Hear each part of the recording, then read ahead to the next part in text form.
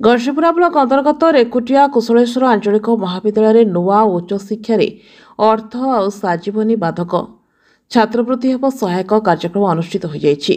महाविद्यालय अध्यक्ष श्रीजुक्त भवानी प्रसाद बड़क सभापतित्व में नुआ और छात्रवृत्ति सहायता कार्यक्रम आज उद्घाटित हो जाइछि। एथिरे मुख्य अतिथि भावे घसीपुरा विधायक बद्रीनारायण पात्र, मुख्य वक्ता भावे महाविद्यालय परिचालना कमिटर सभापति गोलोक बिहारी आचार्य, सम्मानित अतिथि भावे महाविद्यालय अध्यापक विजय कुमार साहू और समस्त अध्यापक अध्यापिका माने जोग देथिले। कार्यक्रम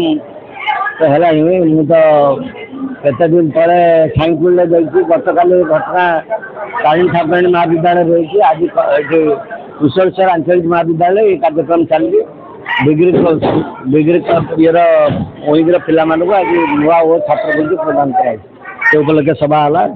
आमर अध्यक्ष महोदय थे, परिचालना कमिटी सभापति डॉक्टर गोलोक आचार्य थे, अध्यापक अध्यापिका थे, छात्र छात्री मैंने 845 +3 पिला आज छात्रवृत्ति दिखाई जो साधारण वर्गर पुओ मान 9,000, झील मान 10,000, आदिवासी वर्गर पुओ मान 10,000 और झील मान यही परिमाण निर्माण श्रमिक छुआ मान दि जाए। एक भल कार्यक्रम माननीय मुख्यमंत्री को आज ये अवसर निश्चित भाव धन्यवाद देवा। छात्र छात्री मैंने या द्वारा विशेष भाव उपकृत हे और पाठ पढ़ार मनोनिवेश करेंगे। अतिथि मानक द्वारा प्रदीप प्रज्वलन कराई सभा कार्य आरंभ होता। मुख्य अतिथि मंच पर विभिन्न दिग प्रति आकृष्ट होई समाज रे निजको प्रतिष्ठित करिपारिबा पई विवेकानंद आदर्श रे अनुप्राणित होबाको छात्र छात्री मानकु उपादेय वार्ता रखिथिले। नुआ माध्यम रे युवशक्ति माध्यम रे थिबा लोकायत प्रतिभा परिप्रकाश करबाको यह सफल प्रयास। एह अवसर रे महाविद्यालय और जिला स्तर रे कृतित्व अर्जन करथिबा छात्र छात्री मानकु पुरस्कृत प्रदान करथिले। आज जो नुआ ओडिशा छात्रवृत्ति बंटन रे आम कॉलेज रे प्रत्येक छात्र छात्री मानकु एही हमर ए जो छात्रवृत्ति सहायता मिलुछि, ए वार्षिक जो वृत्ति मिलुछि, जो आर्थिक राशि मिलुछि, प्रत्येक वर्गर छुआ मानकु एही सहायता मिलुछि।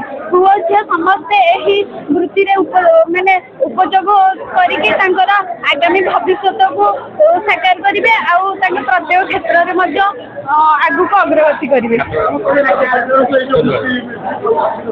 राज्य सरकार को अनेक अनेक धन्यवाद देवाई चाहिए। सारंगर माने राज्य सरकार जो प्रयास जो अनेक छात्र छात्री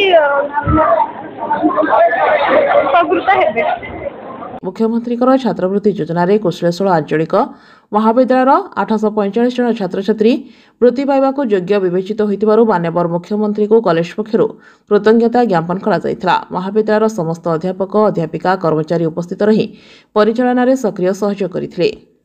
कुशलेश्वर आंचलिक महाविद्यालय आज राज्य सरकार तरफ जो आयोजन करा जायछि मेधावृत्ति जो स्कॉलरशिप देवा व्यवस्था आज श्रृंखलित भाव में एक कार्य अनुष्ठित होइछि।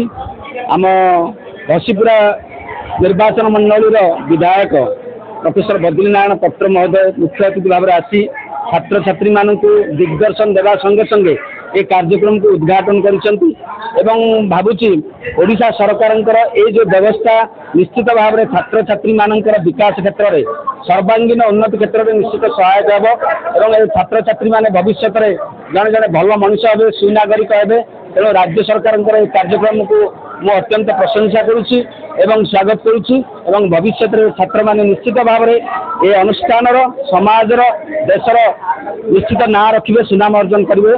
धन्यवाद। गजपुरा प्रभाती साहू को रिपोर्ट, जागृति लाइव मीडिया।